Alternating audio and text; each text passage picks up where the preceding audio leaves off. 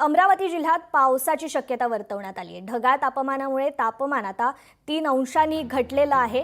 हवामान खात्याने हा अंदाज वर्तवलाय।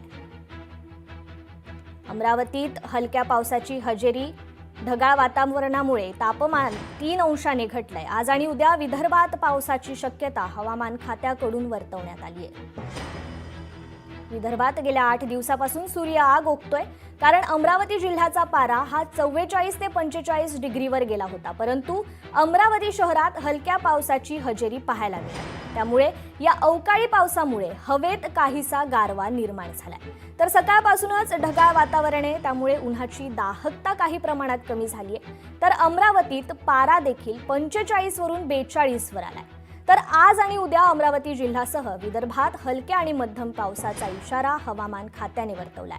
आज उद्या ढगाळ वातावरण असल्याने विदर्भकरांना मात्र काही अंशी उन्हापासून दिलासा मिळणार आहे।